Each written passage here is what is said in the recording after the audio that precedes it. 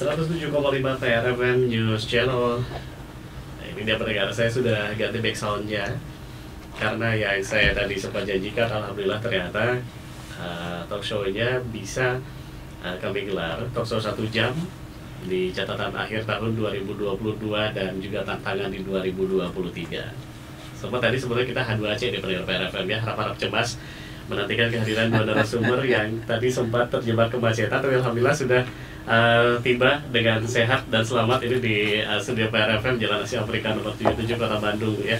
Ini saya akan langsung saja sapa. Assalamualaikum. Ini Pak Gubernur Jawa Barat 2018 Dr. Haji Ahmad Heriawan LC MSI, atau yang kita sapa Kang Aher. Damang. Waalaikumsalam warahmatullahi wabarakatuh. Damang, alhamdulillah. Sehat walafiat. Lama tambah sua ya. Alhamdulillah akhirnya jumpa lagi di PRFM di pendengar. Juga beliau ini bersama dengan Hajah atau Dr. Hajah Neti Prastiani Heriawan MSI, yang kita tahu beliau ini adalah anggota Komisi 9 DPR RI, betul ya Teh Neti ya? Leres. Sehat juga nih Teh Neti ya, Yeah. makin pangprang di DPR. Suaranya sering kita dengarkan di PRFM sih ya. Sering kita wawancara juga Teh Neti. Baik, luar biasa pendengar, saya akan ngobrol nanti dengan kedua narasumber tentang bagaimana sebetulnya menatap tahun 2023, lalu apa saja hal-hal yang menjadi catatan dari Kang Aher ya, terkait dengan Jawa Barat maupun secara umum adalah Indonesia. Nah, apakah juga sudah sesuai dengan ekspektasi atau masih ada yang perlu menjadi atensi baik dari Pemda maupun juga pemerintah pusat? Nah, ini dia dalam talk show 1 jam bersama Gubernur Jawa Barat 2008-2018 Dr. Haji Ahmad Heriawan LC MSI dan anggota Komisi 9 DPR RI Dr. Hajah Neti Prastiani Heriawan MSI di 107,5 PRFM News Channel. Oke, saya akan ke Kang Aher dulu dan juga Bu Neti yang jelas. Kang Aher dulu nih. Boleh. Ya, kegiatan apa saja selama ini? Penasaran saya yakin banyak masyarakat dan rakyat Jawa Barat yang ingin tahu nih Kang, gimana? Ya, pertama tentu saya sebagai kader partai ya. Ya.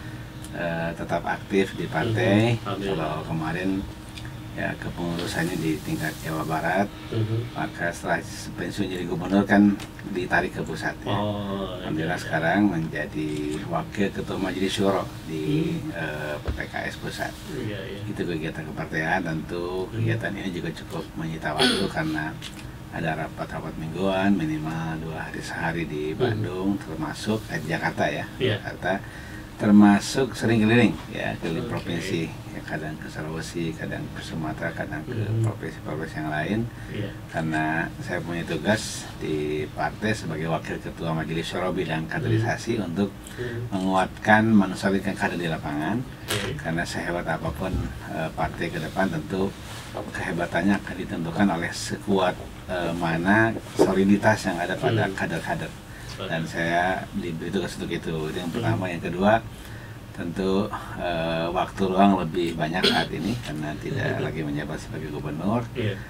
Biasanya mendampingi anak-anak ya, anak-anak pada belajar berbisnis, ada yang beternak, ada yang di pertanian, ada yang di bisnis-bisnis yang lain. Tentu ya terlibat dengan anak-anak secara langsung, termasuk juga di pemberdayaan masyarakat ya. Kalau dulu saya sering bertemu dengan para petani itu, tentu langsung bertemunya hanya waktunya sangat mepet ya.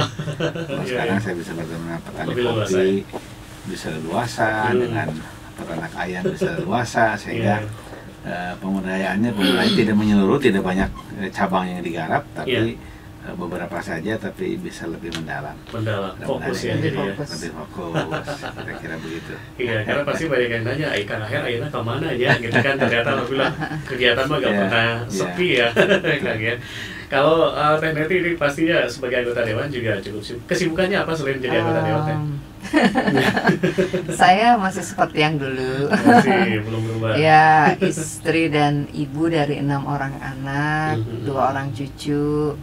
Dan tentu saja hari ini juga diamanahi menjadi anggota DPR RI di Komisi 9. Namun dapil saya tuh bukan di sini Kang Heri. Di Cirebon dan Indramayu, Kota Cirebon, Kabupaten Cirebon dan Kabupaten Indramayu. Jadi kalau nyari baliho saya emang nggak ada di Bandung. Itu dia makanya. Nah, cuma memang Gitu pola ya. kerjanya Iya, membuat beberapa hari saya harus berjauhan dengan Kang Aher karena Gitu, ya semasa sidang saya Mhm. banyak di Jakarta ya. Iya. Senin sampai Kamis di Jakarta, Mhm. Kamis malam pulang, Jumat Sabtu saya di Dapil atau enggak Sabtu atau Mhm. Minggu saya ke Dapil, nanti Iya. Senin kembali lagi ke Jakarta. Jadi ada sebutan milenial itu apa, PJKA ya. Apa tuh? Pulang Jumat kembali Ahad. Oh. Ya. Pegawai PJKA. Kan pulang Jumat kembali Ahad. Seperti Oke, itu. jadi LDRan soal sekarang ya. Iya. Nah juga karena saya kan Pas rapat di Jakarta. Rabu Kamis di Oh, Jakarta. iya, ada Iya. juga ya. Iya. Kadang juga kalau ke daerah juga bersamaan. Iya. Pernah ke Gorontalo, Hmm. saya bertemu dengan Bu Neti di Gorontalo. Keduanya tidak punya perencanaan yang sama. Oh gitu. Ya saya ke sana karena ada Karena tugas dari diundang. partai, diundang oleh Struktur. teman-teman di sana. Terus Bu Neti dari Komisi 9 datang ke sana, kita ketemu. Bisa gitu ya. Iya, iya. Suami istri bisa begitu berapa ya, luar biasa ini saking sibuknya dan memang dinantikan pastinya kiprah beliau-beliau ini di masing-masing tempat bertugasnya begitu ya. Iya. Nah, tadi sempat ke sana ya, ikut macet-macetan ke Masjid Raya Al-Jabar. Ya ikut macet-macetan hanya saja karena saking macetnya. Iya, Sudah 2 jam dari rumah belum sampai juga. iya. Macetnya luar biasa. Saya balik kanan langsung menuju PRFM, meskipun insya Allah Iya. karena saya terlibat semenjak perancangannya ya, Betul. terlibat sepanjang desain awal, terlibat ketika desain tersebut perencanaannya ditenderkan, terlibat pula ketika tendernya setelah ada perencanaan tendernya dibuka tender kepada masyarakat pengusaha. Iya. Itu terlibat sampai pembangunan di akhir tahun 2017. Awalnya kan ingin dibangun 2017 awal, Iya, betul. tapi ada gagal tender, diulangi tendernya 2017 akhir baru mulai. Iya. Dan kemudian 2018 saya terlibat utuh selama 6 bulan kurang lebih, sehingga Iya. saya relatif tahu seperti apa kemegahan Masjid Al-Jabar. Betul. Memang masjidnya ya disebut Al-Jabar itu kan punya makna yang sangat luas ya. Iya, Al-Jabar itu juga megah artinya, Mhm. maha megah, maha hebat ya. Iya. Itu sifat dari Allah kan, maha agung, maha besar, Iya. termasuk maha megah kan. Iya. Itu Al-Jabar artinya sebagai salah satu nama dari nama-nama Allah Subhanahu wa taala, Asmaul Husna. Iya. Yang kedua, Jabar juga sebetulnya inspirasi dari rumus matematika. Oke, iya. Karena seringkali sekarang bangunan-bangunan hebat itu kan asalnya rumus matematika. Betul. Rumus matematika masukkan ke komputer, jadilah sebuah keunikan. Jadi keunikan tersebut kemudian dirancanglah sebuah pembangunan. Nah, Al-Jabar juga. Nah, bedanya kalau yang tadi Al-Jabar pakai tasdid ya, Iya. Jabar, kali ini Al-Jabar. Itu rumus matematika. Oh iya, benar. Nah, kalau A-nya dihilangkan, Jabar jadi Jawa Barat kira-kira begitu. Oke. Jadi banyak yang pas ya. Yang pas, alhamdulillah. Disengaja memang seperti itu. Iya, iya. Dan kemudian kalau kemudian masyarakat sekarang kagum dengan kemegahannya, sudah terbayang sejak awal. Oke. Memang marketnya, kemudian desainnya, kemudian desain yang hidup lewat komputerisasi itu sudah memang seperti itu. Kira-kira saya sembayang, wah ini seperti yang saya bayangkan, saya cita-citakan waktu itu. Dan pada saat itu saya sebagai gubernur, Kang Emil sebagai wali kota. Iya, betul. Waktu itu saya mencari-cari tempat ngamprah. Awalnya ngamprah dalam pikiran kami itu, ngamprah KBB ya. KBB ya. Tapi kata Kang Emil waktu itu ketemu, yang ngamprah gede bagi saja, gitu. Sekaligus menjadi dibangun kolam retensi untuk menampung banjir, sekaligus tempat rekreasi, sekaligus ada kolam danaunya dan lain-lain. Ya jadilah kolaborasi waktu itu, desainernya beliau yang merencanakannya kita di provinsi, dan kemudian nampaknya dari sisi desainer, seorang desainer biasanya ada keinginan membuat sebuah desain baru tanpa ada yang mendahului terlebih dahulu. Oh iya. Namanya model Al-Jabar ini, model Masjid Al-Jabar ya, seperti itu modelnya. Ini baru satu di dunia nampaknya. Karena itulah ya, dengan kemegahan desainernya, dengan kemegahan tempat, dan kemudian besarnya, kan ini paling besar di Indonesia. Atau mungkin di Jawa Barat lah ya. Kalau di Indonesia saya khawatir paling besar itu Istiqlal. Cuma saya melihat Istiqlal lebih besar, tapi di dalamnya yang kotak masjidnya itu, area masjidnya, area pokok ibadahnya mungkin lebih besar ini karena ini 100 kali 100. Jadi waktu itu karena 100 kali 100 maknanya ada 100, tapi lebih enak kalau semenjak awal kita nyebut Al-Jabar, maka digoreng 1 meter. Oh, jadi 99 kali 99. Kemudian saya tidak tahu juga ya apakah betul dipertahankan desain awal. Menaranya ada 3, ada 4 menaranya. Nah, kita menyengaja menaranya itu adalah 33 meter, 33. Menara keempat 99. Karena 33 tambah 33 tambah 33 jadi 99. Itu yang saya hafal ya. Insya Allah meskipun saya belum ke sana karena tadi kemacetan, insya Allah saya membayangkan ya betapa megahnya masjid ini, dan mudah-mudahan kemegahannya bukan semata-mata bangunannya megah, tapi menghidupkannya, memakmurkannya, menghadirkan ketakwaan di dalamnya, termasuk ketakwaan masyarakat Jawa Barat terpancar dari masjid ini juga terjadi untuk masa-masa depan Jawa Barat yang lebih baik lagi, insya Allah. Baik, jadi seperti yang kita ketahui bersama bahwa memang di situ sangat terjadi sinergitas yang luar biasa antara gubernur dengan wali kotanya, sehingga membuat sebuah desain atau rancangan masjid yang hari ini kita saksikan bersama ya. Nanti kalau ada pertanyaan siapa yang pertama kali melihat Masjid Al-Jabar, sebetulnya Kang Aher. Karena dari desainernya sudah betul ya. Boleh jadi ya. Atau desainernya. Oh, desainernya benar. Atau ketika desainer memaparkan di depan saya gitu kan, boleh jadi seperti itu. Luar biasa. Berarti memang hari ini akhirnya nggak jadi balik kanan langsung ke. Jadi insya Allah hari ke depan lah. Karena memenuhi janji dengan PRFM. Alhamdulillah, atau belum bisa. Luar biasa. Macet luar biasa ya. Sudah 2 jam lebih. Kalau dilanjutkan sebenarnya bisa 2 jam, bisa 4 jam sampai ke sana. Main ke sini aja. Ke sini pun 1,5 jam lagi sini ya tadi. Sampai 2 jam juga sini. Antusiasme warga ya memang masih cukup tinggi ya, Kang Aher dan juga Teh. Alhamdulillah, mudah-mudahan selanjutnya seperti itu ya. Jangan sampai hari ini karena melihat kemegahannya mereka pada ke sana. Hari-hari berikutnya pun minimal di salat Jumat bisa ramai, dan masyarakat juga ya bisa menjaga ke sana. Ke depan juga saya terlibat sebagai pembina di kepengurusan DKM. Saya di DKM, saya ada SK Gubernur, katanya saya dikabari saya sebagai salah satu dewan pembina. Ya mudah-mudahan kita juga bisa ikut, tidak saja merancang, tapi juga ikut menghidupkan, memamurkan ke depan. Kan ke depan harus ada kegiatan-kegiatan yang memang bermanfaat bagi masyarakat. Masyarakat kesana itu tidak saja dalam konteks mau melihat kemegahannya, tapi ikut terlibat untuk menghidupkannya, sekaligus melakukan pembinaan di sana. Mungkin anak-anak muda bisa diundang ke sana sebanyak-banyaknya untuk membangun masa depan generasi Jawa Barat. Baik, dan biar Kang Aher juga sering lagi ke Bandung dan Jawa Barat ya, meskipun sekarang sudah Kalimantan nasional di kegiatannya. Insya Allah. Kalau Teteh Neti ada komentar mungkin terkait dengan kemegahan yang begitu luar biasa dari Masjid Raya Al-Jabar ini, Teh? Iya, kalau tadi kan Kang Aher sudah banyak ya menyampaikan bahwa tujuan dibangunnya masjid tadi selain memang satu untuk menjadi pusat peribadatan ya. Yang kedua, kita berharap di situ bisa dilakukan transformasi spiritual dan karakter begitu.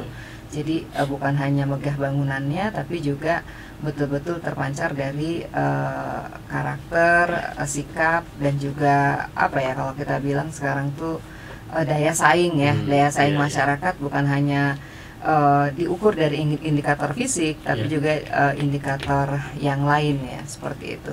Nah, yang lain itulah yang kemudian hari ini sebetulnya banyak yang bisa dilakukan di masjid, seperti misalnya membangun keguyuban gitu kan, kerukunan, kemudian juga membangun mentalitas yang tangguh, enggak cengeng ya, enggak mengharap yang mudah, cepat dan instan gitu. Sering saya bilang kalau di rapat komisi itu, kalau masyarakat sekarang itu di era disrupsi selalu mengharapkan segala sesuatu itu cemumu, cepat, mudah, murah kan gitu.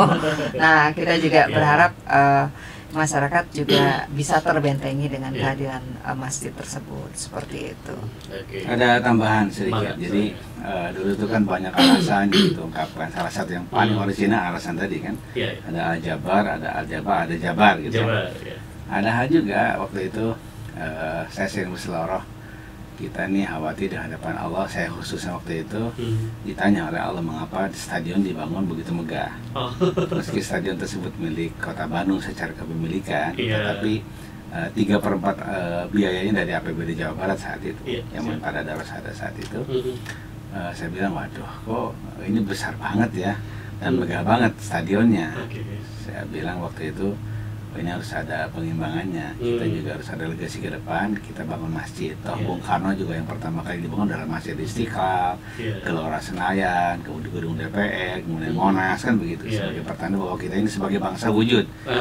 Sebagai Jawa Barat juga harus ada simbolisasinya. Karena itu, waduh, saya harus bangun masjid nih. Jangan sampai di alam kubur ditanya nanti mengapa stadion dibangun masjid tidak gitu. Ini yang pertama. Berikutnya lagi Jan. Berikutnya lagi.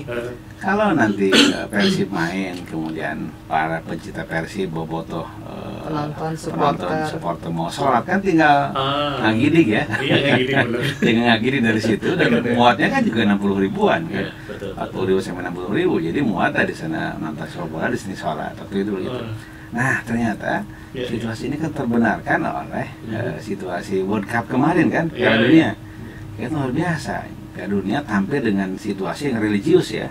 Untuk pertama kalinya dalam perhelatan paling besar dalam bursa sepak bola dibacakan ayat suci Al-Quran. Saya pikir juga ini ada kaitannya antara Persib dengan Masjid Al-Jabar ini. Luar biasa. Ini sebuah perencanaan yang memang sangat matang. Jadi apa ya? Semuanya tersenggol ya. Alhamdulillah ya. Baik. Saya penasaran juga nih dengan Kang Aher, terutama mungkin juga setelah waktu itu 2 periode ya memimpin Jawa Barat ya kan, juga pasti saya yakin masih memperhatikan itu tentang bagaimana Jawa Barat ini ke depan atau mungkin selama sekarang lah di bawah komandonya Kang Emil nih, ada pandangan dari Kang Aher seperti apa nih Kang? Jawa Barat itu kan sudah jadi darah daging saya kan. Dengan demikian saya tidak akan menghadirkan kritik terbuka ya kepada gubernur selanjutnya karena kan saya bagian dari Jawa Barat itu sendiri. Kalau ada hal-hal yang bersifat kritik tentu saya harus sampaikan secara terbuka di hadapan orangnya sekaligus supaya jadi penyelesaian dan jadi tukar pikiran. Dan tentu secara umum kita berharap apa yang sudah dilakukan di tahun-tahun sebelumnya, di kepemimpinan sebelumnya dilanjutkan. Saya sebutkan bahwa tidak mungkin seseorang menyelesaikan segala cita-citanya di masa kepemimpinannya yang hanya 5-10 tahun. Tidak mungkin.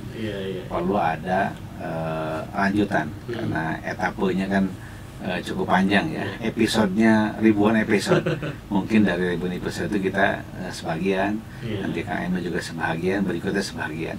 Karena itu kita berharap mari kita hadirkan sebuah sikap kenegarawanan bahwa kita ini melanjutkan masa lalu dan kemudian kita melakukan yang terbaik pada saat ini untuk dilanjutkan oleh generasi setelah kita. Ini yang kita inginkan. Tentu catatan kita adalah di Jawa Barat ini paling banyak penduduknya. Tidak ada provinsi yang penduduknya terbanyak seperti Jawa Barat. Dan tentu dalam konteks negara-negara luar kalau dibanding ya, dengan Australia pun masih banyak kita, dengan Malaysia pun masih banyak kita, dengan Thailand, dengan Filipina masih banyak Jawa Barat kan, luar biasa nih Jawa Barat. Karena itu karena kita SDM, maka memang akhirnya pembangunan SDM yang paling harus dilakukan oleh kita. Karena kita ingin bahwa anak-anak Jawa Barat ini punya keunggulan sumber daya manusia, skillnya, moralnya, sehingga kemanapun mereka pergi, mereka akan jadi masyarakat yang berguna. Kalau kemudian kita jadi SDM yang unggul di sini kan bekerjanya atau mengejawantahkan pekerjaannya tersebut bisa di mana-mana kan, bisa di provinsi, bahkan bisa di luar negeri. Saya kira ini, karena itulah dulu di masa saya ada perhatian pada pendidikan yang sangat luar biasa, sampai-sampai kita rankingnya naik ya, dari ranking 32 tingkat APK untuk SLTA kan bisa masuk ke belasan, ke angka 13. Dan saya masih ingat waktu itu ada program ruang kelas baru sampai 6.000 setiap tahun. Dan itu dampak pertambahan siswanya juga sangat signifikan. Tahun 2008 saya masukkan siswa itu 840.000. Tapi ketika saya menjadi selesai gubernur tahun 2018 itu berubah jadi 2,1 juta siswa SLTA-nya. Karena ini terus dilanjutkan, dan saya yakin Kang Emil juga adalah orang yang latar belakang pendidikan tinggi di ITB pula, juga mungkin gubernur-gubernur setelahnya. Ada lanjutan ini bahwa saya ingin mengatakan bahwa garapan utama di Jawa Barat itu adalah sumber daya manusia. Ya, karena insya Allah ketika SDM-nya bagus, termasuk kesehatannya bagus, maka menggarap Jawa Barat akan mampu dilakukan dengan baik, termasuk yang menggarap Indonesia. Karena mau tidak mau Jawa Barat itu akan menyebarkan SDM-nya ke seluruh masyarakat Indonesia. Di Papua pun butuh orang Jawa Barat, di Kalimantan pun butuh orang Jawa Barat. Sehingga orang Jawa Barat itu apa dengan Jawa Barat? Kalau dagangannya kemudian batu bara kalah sama Kalimantan, dengan minyak bumi kalah sama provinsi lain. Dengan Jawa Barat apa dengan Jawa Barat? SDM. Dengan keunggulan sekolah-sekolahnya, keunggulan sumber daya manusia secara umum. Baik, SDM itu yang paling ditekankan oleh Kang Aher. Kalau pandangan dari TTNT, selain dari SDM nih, dan ini kaitan juga tadi dengan secara nasional ya.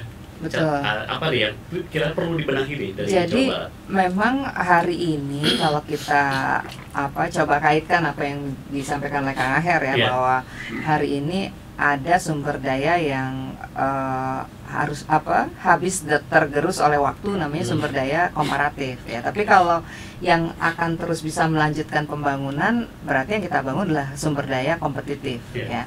Nah, ini sejalan dengan apa yang menjadi cita-cita pembangunan kita, khususnya ketika Presiden Jokowi menyampaikan visi misinya. Prioritas nasional ketiga itu, Kang Heri, adalah mencetak sumber daya manusia yang unggul, berkualitas dan berdaya saing ya. Jadi artinya kalau kita bicara tentang SDM, catatannya selain berpendidikan tinggi, maka tentu harus bertemu dengan indeks kesehatan yang tinggi ya, yang baik seperti itu.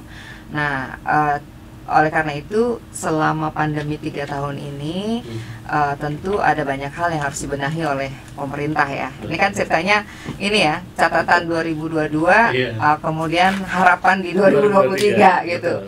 Karena baru 2 hari yang lalu ya dicabut PPKM oleh Presiden. Nah, oleh karena itu catatannya adalah jangan sampai kemudian kita menyerahkan urusan penanganan pandemi ini hanya pada community awareness ya, kesadaran masyarakatnya, tanpa terus memperbaiki kebijakannya. Karena bagaimanapun hari ini kita masih punya PR ya, kekurangan dokter, distribusi yang belum merata, kemudian puskesmas yang banyak yang menerima obat kedaluarsa, termasuk kemarin vaksin kita impor, dan sekarang kita dorong agar memiliki vaksin dalam negeri. Termasuk hal-hal yang hari ini masih harus dibenahi adalah kesamaan penanganan berbagai penyakit, khususnya penyakit tidak menular. Kalau sekarang kita bicara pembiayaan kesehatan kan yang paling banyak adalah penyakit tidak menular. Nah, sementara kalau kita bicara penanganannya, maka harus kita akui rumah sakit di perkotaan, wilayah urban di Pulau Jawa ini masih dikatakan lebih siap dibandingkan rumah sakit di daerah. Nah, ini menurut saya juga tantangan. Nah, tentu kalau kita bicara tadi penanganan, kemudian pendistribusian tenaga kesehatan termasuk dokter, maka yang tidak kalah penting adalah membangun kesadaran masyarakat untuk berperilaku hidup bersih dan sehat seperti itu. Jadi ketika Presiden mencabut PPKM karena dianggap sudah melandai kasus COVID, tidak berarti kemudian lepas intervensinya ya. Betul. Karena ada satu hal yang patut kita jadikan catatan, di saat PPKM dicabut ternyata Cina mengalami lonjakan ya, padahal cakupan vaksinasinya itu di atas 80%, tepatnya 89%.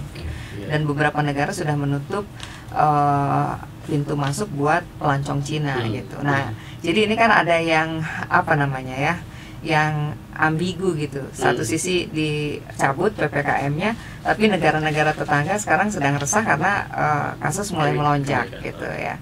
Nah, ini yang menurut saya juga perlu dilakukan mitigasinya secara lebih komprehensif. Jangan sampai pulih lebih cepat, bangkit lebih kuat ini tidak dipahami ya secara baik dalam konteks kebijakan maupun partisipasi masyarakat. Tadi sudah ngobrol, sudah nanya banyak juga, dan ternyata pendengar PRFM terpancing juga ingin nanya nih kayaknya ke Solo nih, kayaknya ke Aher dan juga Devi ini. Saya izin untuk membacakan ya. Boleh, silakan. Baik, ini ada Kang Irfan diantaranya. Mungkin PRFM bisa menyampaikan untuk Pemkot dan Pemprov agar memperhatikan Jalan Cibincrang menuju Stadion Jabar, Stadion GBLA, SMA 27 dan SMP Negeri 54 yang kecil katanya, agar segera dilakukan pelebaran pembangunan pasung, jangan sampai mempersulit warga untuk beraktivitas. Kemudian ada Kang Sony. Waalaikumsalam Kang Sony ya. Kang Aher kemana wae? Katanya baru kedengar suaranya lagi. Kang Aher, langkah apa yang akan dilakukan kader PKS agar masyarakat berdaya dalam ekonominya lagi? Kan 2 tahun terdampak katanya kemarin. Kak Bu Neti mah tetap katanya kritis walaupun nanti partainya menang di RI 1. Hatur nuhun. Mangga boleh ditanggapi Kang Aher dan juga Teh Neti, silakan. Ya, saya pikir ini akan segera diselesaikan oleh Pemprov maupun oleh Kota Bandung ya. Iya.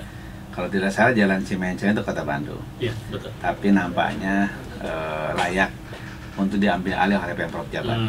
Jadi segera saja Pemprov Jabar mengambil alih. Amin, amin. Mudah-mudahan saya tidak tahu apa sudah ada perencanaan 2022 ini, 2023 ya. Iya. Kalaupun belum, nampaknya di tahun anggaran 2020 jadi perubahan harus masuk. Segera diambil alih. Biasanya saya dulu waktu zaman gubernur ketika ada jalan-jalan yang sangat krusial oleh APBD kabupaten tidak bisa diselesaikan, biasanya kita ambil alih langsung ditangani APBD provinsi. Mungkin itu juga mudah-mudahan terdengar oleh teman-teman di Bapeda, teman-teman di Dinas Bina Marga. Atau boleh jadi ketika didengar sama persis dengan sudah direncanakan, boleh jadi. Atau di Harewosan gue Kang Aher. Insya Allah di Harewosan nanti, insya Allah.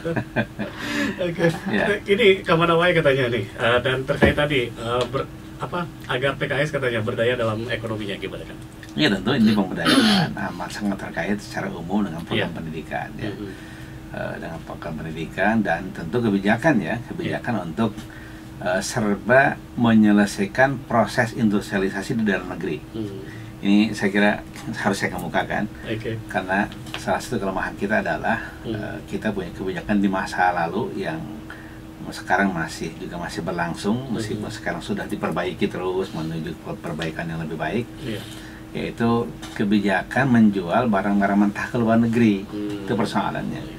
Kan sering ada yang bertanya ya, Pak, gitu, baik kenapa di Korea itu kebanyakan pekerjaan, kekurangan tenaga kerja. Tapi di Indonesia kok jadi terbalik, kekurangan tenaga pekerjaan, kebanyakan tenaga kerja. Nah, di sini persoalannya. Satu hal, jawabannya hanya satu jawabannya. Kita sedikit melakukan proses produksi. Itu aja masalahnya. Proses industrialisasi, proses pengolahan ya, hulu hilir. Kan kalau kemudian kita menjadi bangsa yang hobi menjual barang mentah, itu kan barang mentah digali, batu bara digali, logam digali dari tanah langsung dijual ke luar negeri, kan nggak ada proses, nggak ada pekerjaan kita. Tapi kalau kemudian barang-barang mentah tersebut diproses dan dilarang dikeluarkan kecuali sudah jadi barang jadi, itu kan ada dua denyut yang terjadi. Denyut pertama denyut ekonomi, denyut industrialisasi yang menyebabkan terbukanya lapangan kerja, terserap tenaga kerja, hilanglah pengangguran kan. Dan kemudian yang kedua ada proses pertambahan nilai. Barang mentah semahal-mahalnya juga murah kan. Betul. Saya teringat kalau ada jualan pasir besi di Jawa Barat bagian selatan ya, yang konsesinya dulu kan sudah habis di zaman ketika tambang masuk ke Pemprov Jabar itu sudah tidak ada izin baru. Izin baru sudah keluar oleh bupati setempat sebelum saya jadi gubernur atau pada saat jadi gubernur ketika kewenangannya kabupaten seperti itu. Dan kemudian kan 1 ton pasir besi hanya 1 jutaan kira-kira harganya. Padahal dari 1 ton biji pasir besi itu boleh jadi besinya itu sekitar 65%-an gitu besinya. Dan dari besi-besi yang unggul tersebut bisa jadi bahan-bahan yang berharga untuk otomotif, untuk industrialisasi, termasuk untuk chip ya. Ketika sudah di chip hanya 1 gram datang ke Indonesia 7 juta kan, bayangkan. Ini 1 ton harganya. Nah itu tambahan ini. Jadi dengan industrialisasi hulu hilir kita akan dapat dua manfaat. Ada denyut industrialisasi yang berakibat ada lapangan kerja dan terserap tenaga kerja, dan denyut yang berakibat pada tambahan nilai yang sehingga pajak yang diterima negara semakin besar, sehingga biaya untuk membiayai masyarakat kita berupa jalan tol, berupa pendidikan, berupa kesehatan kan lebih banyak lagi. Itu sebetulnya kata kuncinya. Maka oleh karena itu generasi muda tuntut pemerintah hari ini, diawasi pemerintah pada hari ini supaya proses industrialisasi hulu hilir dilaksanakan dengan baik. Hanya itu kata kuncinya, supaya kita kebanyakan pekerjaan daripada kebanyakan tenaga kerja seperti Korea dan lain-lain. Itu kata kunci ya. Siap. TNI juga masih tetap siap kritis ya, meskipun tadi katanya. Ya, insya Allah begitu. Karena bagaimanapun yang namanya parlemen itu kan berakar kata parle ya, bicara. Jadi kita harus menyuarakan, kemudian mengamplifikasi apa yang menjadi aspirasi masyarakat untuk kita kawal di ruang-ruang rapat, baik dalam upaya menjalankan fungsi pengawasan, kemudian fungsi legislasi dan juga fungsi anggaran seperti itu. Memang tidak mudah sih kalau dalam konteks PKS ya. Hari ini kan kursi PKS 50 dari 575 total kursi di DPR RI. Tapi tentu saja karena politik itu bermakna pemberdayaan, politik itu keberpihakan, ya meskipun hasilnya belum selalu memuaskan masyarakat, namun yang pasti PKS ingin selalu memelopori apa yang menjadi hak dan kebutuhan masyarakat seperti itu. Baik. Pokoknya tahun hari Bang masih tetap harus berubah mentalitas bangsa kita ini. Ditandai dengan perubahan para pimpinannya, dan kemudian dirubah juga mentalitas masyarakatnya, dan dirubah juga regulasinya, supaya regulasinya berpihak untuk menghadirkan industri hulu hilir namanya. Itu kata kuncinya ya. Luar biasa. Saya baca lagi nih beberapa interaksi dari pendengar PRFM. Kang Sori juga kembali menyampaikan Al-Jabar agar hidup nih Kang Aher katanya. Programkan satu desa satu penghafal Al-Quran di Al-Jabar saja, dididik santrinya oleh Kang Aher katanya begitu. Kemudian ada juga masih opini ini terkait dengan Al-Jabar dari 0896 5389 sekian. Al-Jabar ini multifungsi, mengakomodasi supporter GBLA seperti Qatar, tempat syiar dakwah yang megah, nyaman seperti Alhambra katanya. Hatur nuhun Kang Aher, Kang RK dan sadayana. Kemudian dari Kang Fatih, di satu sisi bangga dengan diresmikannya Masjid Al-Jabar, masjid kebanggaan Kota Bandung yang megah, terutama untuk kami warga yang tinggal di sekitar masjid. Dampak positifnya juga luar biasa, ekonomi warga sekitar tidak hanya menggeliat tapi benar-benar bergerak dengan cepat. Di sisi lain, dampak macetnya luar biasa. Muncul akang-akang parkir dadakan yang pengaturannya tidak terkontrol. Mungkin Pak Yuda tiasa aya solusina. Terkait dengan jalan-jalan juga mungkin kalau kita perhatikan Kak Aher dan juga TNT adalah titik-titik yang menuju ke destinasi wisata ya. Kalau kita absen satu persatu misalnya ke Puncak Bogor atau ke Pangalengan, ke Ciwidey dan lain-lain. Ya, betul. Ada solusi nggak dari Kang Aher dan juga TNT? Ya, memang solusinya perlebaran jalan ya. Mudah-mudahan ke depan kita dorong pemerintah Jawa Barat untuk berkolaborasi dengan pemerintah pusat dan pemerintah kabupaten setempat untuk melakukan langkah-langkah besar. Karena setahu saja di zaman saya sudah ada pelebaran meskipun sedikit, perbaikan jalan dari Soreang sampai ke Cidaun ya. Dulu kan di zaman saya gubernur belum nyampe ke Cidaun. Jadi dari Naringgo ke Cidaun tuh masih jalan kecil banget ya. Bersama Naringgo selesai. Sekarang sudah jadi sudah sampai ke Naringgo, sudah sampai ke Cidaun ya. Ke pantai sekarang. Ke pantai. Dan semenjak tahun 2017 sudah diambil alih oleh pemerintah pusat. Jadi jalan Soreang sampai dengan Naringgo sampai dengan Cidaun itu sudah jalan nasional saat ini. Mudah-mudahan masyarakat tahu sehingga nanti menyuarakannya tidak hanya ke Jawa Barat saja tapi juga ke nasional. Nanti kalau suatu saat katakanlah Presiden Jokowi atau Presiden berikutnya sampai ke situ berkunjung, suarakan juga ke Presiden gitu. Besok langsung disuara ke Presiden kan langsung. Dan memang terasa banget ketika di tahun baru seperti ini atau di Idul Fitri kan terasa banget. Jalan sebesar itu ternyata sangat sempit karena sangat banyak pengunjung ke sana, termasuk ke Pangalengan, termasuk ya tentu Cimencang juga kan sekarang menjadi bagian dari jalan menuju daerah masjid besar yang juga memiliki fungsi pariwisata religius saat ini. Ya, saya kira ke depan harus dikolaborasikan dan puncak juga ya. Jadi mudah-mudahan ya dulu zaman saya ada puncak 2 waktu itu. Sudah Pemprov Jabar dengan Kabupaten Bogor sudah sepakat banget ya dengan puncak 2 sehingga ada 2 jalan menuju puncak itu dari arah Jakarta disentuh mulai terpecahnya disentuh. Tapi entah mengapa pemerintah pusat tidak setuju waktu itu. Padahal masyarakat pemilik lahan di situ sudah menginfakkan, sudah memberikan hibah tanah sepanjang jalan diperlukan. Seluas 16 meter ya. Tidak sedikit, lebarnya 16 meter. Jadi panjangnya ya puluhan kilometer sudah dihibahkan oleh pemilik setempat. Nampaknya ada pemikiran pada saat itu sehingga tidak jadi. Padahal Pemprov Jabar dan Kabupaten Bogor sudah setuju waktu itu. Iya. Saya kira ini mudah-mudahan didengar kembali, dihidupkan kembali ini. Kan dua caranya, pilihannya. Pilihan pertama tentu membuat jalan layang. di puncak ya. Tapi itu pasti kontur lahannya kurang mendukung, kemudian biayanya pun akan lebih besar lagi. Yang paling pas adalah membuat jalan puncak 2. Jalur baru ya. Jalur baru. Dengan tentu saja ke depan ada komitmen lingkungan itu. Karena waktu itu ada kekhawatiran lingkungan menjadi rusak gara-gara puncak 2. Saya bilang itu urusan lingkungan, urusan komitmen. Kalau komitmen kita kuat, ya tidak ada bandar-bandar yang menjual lahannya sembarangan dan kemudian didukung oleh katakanlah orang dalam begitu, nggak akan terjadi. Pokoknya kalau semua orang komitmen, diawasi dengan baik urusan pertanahannya dan kemudian memelihara lingkungan dengan baik, nggak ada masalah. Justru akan menyelesaikan persoalan ketika ada jalan puncak 2. Itu informasi lama mungkin digali lagi nanti. Nama itu aja harus seragam dulu ya. Seragam dulu karena itu masalahnya. Teh Neti juga tadi merasakan bagaimana Cibinjang padat ya. Nah, ada solusi dari pandangan Teh Neti gimana?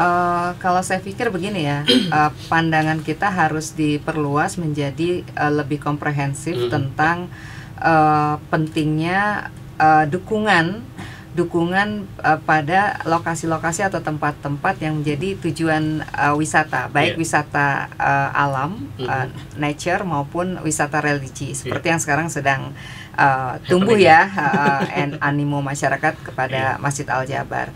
Kenapa? Karena ke depan di tengah tekanan pekerjaan atau kemudian situasi global seperti ini, maka mau nggak mau yang namanya wisata ini menjadi satu keniscayaan ya. Dan hari ini kenapa kita juga punya Kementerian Pariwisata Ekonomi Kreatif, karena side bisnis dari wisata itu kan banyak. Kang Heri ya, ada tadi ya produk merchandise, kriya gitu, terus kuliner, kesenian gitu. Jadi sudah selayaknya pemerintah juga harus bisa memenuhi supporting sistemnya ya, jalan, kemudian juga guest house, penginapan, kemudian public toilet begitu ya. Itu memang juga ke depan pasti akan jadi tuntutan. Kenapa sekarang tumpukannya padat di mana? Pengalengan, di puncak, karena memang masyarakat hari ini memilih untuk berwisata ke tempat-tempat yang jauh dari asap, dari polusi, kemudian lebih banyak yang hijaunya kan begitu ya.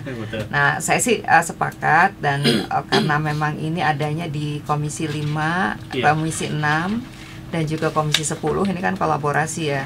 Tapi usernya adalah pekerja di Komisi 9 kan. Jadi iya kan, membangun lapangan kerja kan, kesempatan kerja dalam konteks informal kan, banyak yang bisa dilakukan oleh masyarakat di sekitar destinasi tersebut, seperti itu. Oke, luar biasa pendengar. Saat ini saya masih ngobrol bersama dengan Gubernur Jabar 2008-2018 Kang Aher, dan juga anggota Komisi 9 Teh Neti Prasini Heriawan. Nah, ini pertanyaan yang saya sebetulnya dari tunggu-tunggu Kang. Bicara 2023-2024 ya Kang. Benar gak sih Kang? Kang Aher katanya siap ini menjadi cawapres bersama Mas Anies Baswedan. Ya, kalau siapnya benar. Oke. Nah, seru deh. Jadi kalau saya kemudian dikatakan Kang Aher siap-siap, saya katakan. Saya sebagai kader partai kemudian oleh partai dipilih untuk mendampingi Pak Anies Baswedan. Dan memang partai saat ini bersama dengan 2 partai lain, yaitu Demokrat dan Partai Nasdem, sedang melakukan pembicaraan intensif. Nampaknya untuk capres sudah sampai pada kesepakatan, tinggal deklarasi bersama yang belum dilakukan dengan Pak Anies Baswedan. Tinggal wakilnya sedang dalam perbincangan serius antara AHY dengan AHY. AHY pertama Ahmad Heriawan, AHY kedua Agus Harimurti Yudhoyono, atau AHY yang mana akan dipilih kan gitu. Tapi kalau kemudian dikatakan AHY Ahmad Heriawan siap gak? Saya katakan saya siap 100% ya. Mudah-mudahan kita punya modal sosial di Jawa Barat bisa dioptimalkan. Urusannya kemudian ketika harus ke Jawa Tengah, Jawa Timur dan provinsi lain juga kita bisa keliling-keliling bersama-sama dengan saling menguatkan dengan capres yang dengan baca capres yang ada.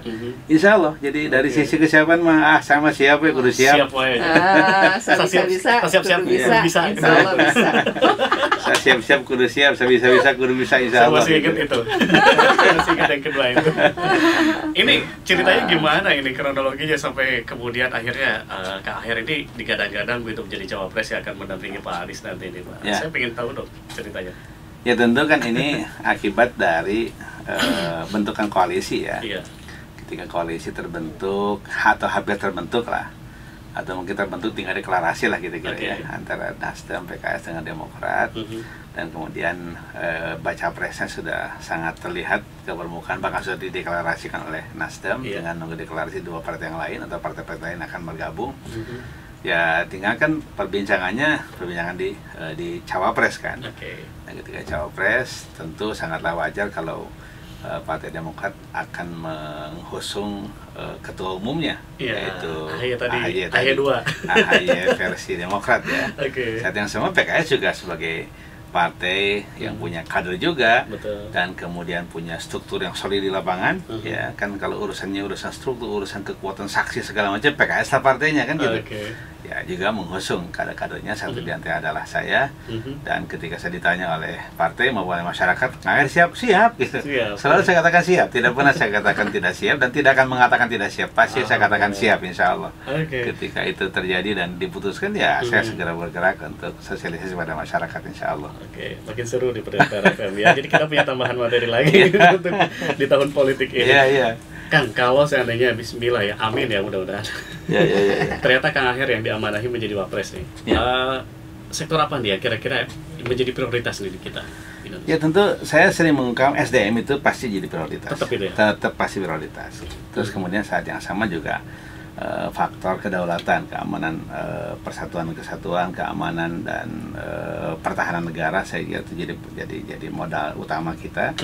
Yang berikutnya secara ekonomi tadi yang saya kemukakan. Jadi kita ini ke depan harus menghadirkan sebuah situasi dengan kesiapan SDM untuk mengelola SDA yang sangat kaya raya, sehingga ke depan Indonesia menjadi sejahtera, ditandai dengan lebih banyak pekerjaan daripada pekerja.